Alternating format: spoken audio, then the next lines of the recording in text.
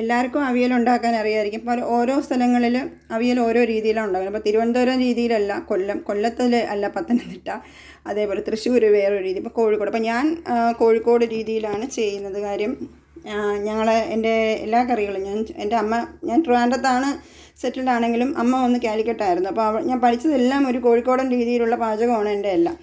അപ്പോൾ ഈ അവിയൽ ഞാനിന്ന് വെക്കുന്നത് കോഴിക്കോടൻ രീതിയിലാണ്. അപ്പോൾ അതിന് വേണ്ടി വെജിറ്റബിൾസ് എല്ലാം കട്ട് ചെയ്തു. പിന്നെ അതിന് വേണ്ടത് ചെറിയുള്ളി, മുളക്, ചുമന്ന മുളക്, അതായത് ഇത് പിരിമുളകാണ് എടുത്തിരിക്കുന്നത്, അതേപോലെ മഞ്ഞപ്പൊടി, തേങ്ങ, പിന്നെ ഇതുപോലെ നമ്മുടെ കറിവേപ്പില, പിന്നെ 2 പച്ചമുളക്. ഇത്രയും സംഭവങ്ങളാണ് വേണ്ടത്. അപ്പം നമ്മൾ ആദ്യം ഈ നമ്മുടെ വെജിറ്റബിൾസ് കട്ട് ചെയ്ത് വെച്ചിരിക്കുന്ന വെജിറ്റബിൾസ് നമ്മൾ വേവിക്കണം, ഒന്ന് വഴറ്റിയിട്ട് നമ്മൾ വേവിക്കുകയാണ്. അതിന് ശേഷം നമ്മൾ തേങ്ങ ഇതെല്ലാം കൂടെ അരച്ചെടുത്ത് ഇത് വെന്ത കഷ്ണത്തിലൊക്കെ നമ്മൾ ഈ പറഞ്ഞ ഈ അരപ്പെല്ലാം കൂടെ ഇട്ട് ഒന്ന് വേവിച്ച ശേഷം അത് ഗ്യാസ് ഓഫ് ചെയ്ത് നല്ല തണുക്കാൻ വയ്ക്കും. ഒന്ന് തണുത്ത ശേഷം നമ്മൾ തൈര് നമ്മൾ മിക്സിയിൽ അടിച്ചിട്ട് ഒന്ന് കറക്കിയെടുത്താൽ മതി. എന്നിട്ട് നമ്മൾ ഈ തണുത്ത അവിയലിൻ്റെ കൂടെ ചേർത്ത് മിക്സ് ചെയ്തെടുക്കും. ലാസ്റ്റ് ഒന്ന് ഉപ്പ് നമുക്ക് കഷ്ണം, ഞാൻ ചോദിക്കും ഉപ്പ് ചേർക്കാത്ത എന്താണെന്നല്ല, നമ്മൾ കഷ്ണം വേവുന്ന സമയത്ത് തന്നെ, മലക്കറിക്ക് ഇതിനകത്ത് ഇടുന്ന സമയത്ത് തന്നെ ഉപ്പിട്ട് വേവിക്കേണ്ടതാണ്. അത് ഞാൻ ആദ്യമേ പറയാം. ഇനി നമുക്ക് വീഡിയോയിലോട്ട് പോവാം. നമ്മൾ വെളിച്ചെണ്ണ എടുത്തിട്ടുണ്ട്. ഈ വെളിച്ചെണ്ണയിലോട്ട് നമ്മൾ ആദ്യം കറിവേപ്പില ഇടും. കുറച്ചുകൂടെ കറിവേപ്പില ഇടാം കേട്ടോ. അപ്പോൾ എൻ്റെ കയ്യിൽ കറിവേപ്പില കുറവാണ്, കറിവേപ്പില കുറച്ചുകൂടെ ഇടാം. എന്നിട്ട് നമ്മൾ ഈ കട്ട് ചെയ്ത് വെച്ചിരിക്കുന്ന ഈ കഷ്ണം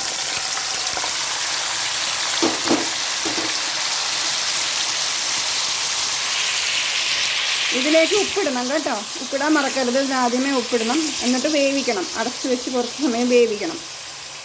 ബാക്കി നമ്മൾ അരപ്പ് ഇരിപ്പുണ്ടെങ്കിൽ നമ്മൾ അരപ്പ് തയ്യാറാക്കാൻ പോവുകയാണ്. ഈ കോഴിക്കോടൻ അവിയലിന് നമ്മളിതാ വഴറ്റുകയാണ്. ഉപ്പിട്ട് കഴിഞ്ഞു, നമ്മൾ വഴറ്റിക്കൊണ്ടിരിക്കുകയാണ്. നമ്മൾ നല്ല വഴറ്റുക എന്നുള്ളതാണ് ഇതിൻ്റെ ഒരു, ട്രിവാൻഡ്രത്ത് ഒരു വഴറ്റുമോ എന്നുള്ള കാര്യം എനിക്കറിയില്ല. അപ്പോൾ എൻ്റെ അറിവിൽ ഞാൻ ചെയ്യാറുള്ളത് എങ്ങനെയാണ്, വഴറ്റും.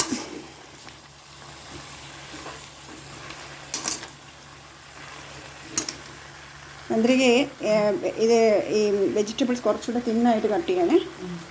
ഇതെൻ്റെ സെർവൻ്റാണ് കേട്ടോ ഈ വെജിറ്റബിൾസൊക്കെ കട്ട് ചെയ്താൽ. പുള്ളിക്കാരി ഇവിടെ തിരുവനന്തപുരം സ്റ്റൈലിലാണ് ഒരു വെജിറ്റബിൾസ്. നമ്മുടെ കോഴിക്കോടൻ സ്റ്റൈലിൽ വരുമ്പോൾ കുറച്ചുകൂടെ ഒന്ന് അവിയലിൻ്റെ കഷ്ണങ്ങളുടെ തിന്നായിരിക്കും, കുറച്ചുകൂടെ കട്ടി കുറവായിരിക്കും. ഇത് ഇച്ചിരി വലുതാക്കിയാണ് കഷ്ണം മുറിച്ചിരിക്കുന്നത്. അവർക്കറിയില്ല. അപ്പം ഞാനിത് എൻ്റെ അടുത്ത് പലരും ഒരുപാട് ആളുകൾ എൻ്റെ കയ്യിൽ നിന്ന് അവിയൽ കഴിച്ചിട്ടുള്ള എൻ്റെ സുഹൃത്തുക്കളൊക്കെ പറയാറുണ്ട്, ഇപ്പോൾ ഇതെങ്ങനെയാണ് ഇതിൻ്റെ ഒരു യൂട്യൂബ് ചെയ്തുകൂടെ എന്നൊക്കെ പറയാറുണ്ട്. അപ്പം ഞാൻ എൻ്റെ സമയം കിട്ടാറില്ല. അപ്പം എങ്ങനെ ഇത് ആലോചിച്ചപ്പോൾ ഞാൻ വിചാരിച്ചു ഇനി അങ്ങോട്ട് കുറച്ച് നമ്മുടെ വടക്കൻ സ്റ്റൈൽ കറികൾ യൂട്യൂബിലിട്ടാലോ എന്ന്. അതുകൊണ്ടാണ്. അപ്പോൾ നമുക്കിതിപ്പം ഈ അവിയലിപ്പം ഇതിലിപ്പോൾ വെള്ളം കുറച്ച് നമുക്ക് വേണമെങ്കിൽ വെള്ളം ചേർക്കാം.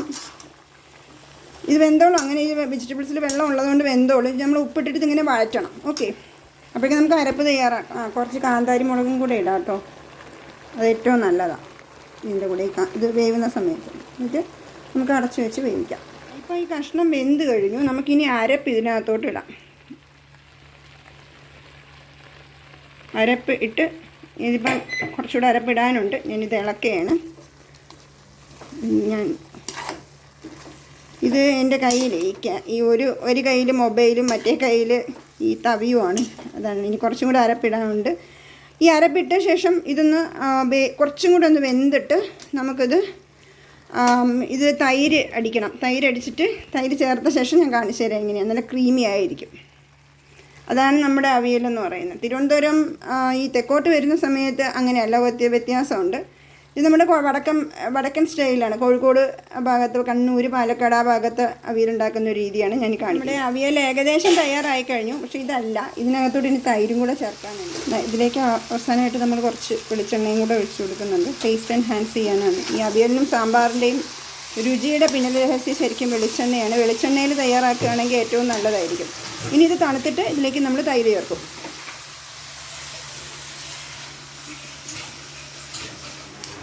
ഇത് നമ്മളിപ്പോൾ തൈര് ഞാൻ ഒഴിച്ചു കഴിഞ്ഞു. തൈര് ചേർത്ത് നല്ല തണുത്തിരിക്കുകയാണേ. ഇനി വേവിക്കാൻ നിൽക്കരുത്. വെളിച്ചെണ്ണ നമ്മൾ നേരത്തെ ഒഴിച്ചല്ലോ, ഒരു ചെറിയൊരു മൂടി, ഇല്ലെങ്കിൽ ഒരു ടീസ്പൂൺ വെളിച്ചെണ്ണ ഒഴിച്ചു. അതിന് ശേഷം നമ്മൾ തൈര് മിക്സിയിൽ അടിച്ച് വെച്ച തൈര് നമ്മൾ ഇതിനകത്തോട്ട് ചേർത്തു. ഉപ്പ് ചേർത്തിട്ടുണ്ടെന്ന് ഞാൻ ആദ്യമേ പറഞ്ഞു. കഷ്ണം നമ്മൾ വേവിക്കുന്ന സമയത്ത് ഉപ്പ് ചേർക്കണം, എങ്കിലേ ഉപ്പ് പിടിക്കുകയുള്ളൂ കഷ്ണത്തിൽ.